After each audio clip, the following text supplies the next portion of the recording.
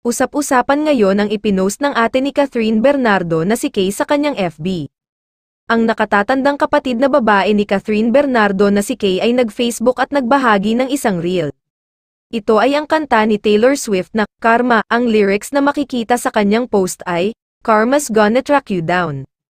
Ito ay matapos na kinumpirma ni na Catherine at Daniel Padilla ang kanilang hiwalayan.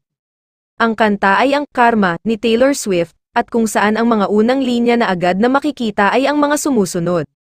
Karma's gonna track you down step by step from town to town. Sweet like justice, karma is a queen, karma takes all my friends to the summit.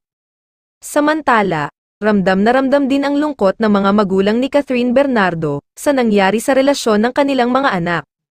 Pero syempre, hindi naman na sila nabigla, dahil alam naman natin na hindi lang nitong November 30 nagkahiwalay ang Kathniel. Kumbaga, nakapag-adjust na rin kahit papaano. Pinost niya ang mga larawan na kasama niya ang dating magjowa, mga larawan noong masaya pa sina Catherine, Daniel, Kathniel, Kathcakes, Solid DJ, maraming salamat sa inyo, hindi dito nagtatapos ang ating pagsasama, sabi ni Mommy Min.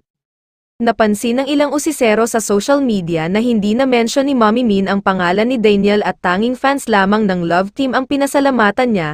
Hinala tuloy ng netizens at fans, tila may tampo raw si Mommy Min kay DJ. Tanong pa nila, malaki nga ba ang kasalanan ng ex-boyfriend sa kanyang bunsong anak? Kilala ko ang pamilya Bernardo. Never silang magbibigay ng kwento na may masasagasang tao.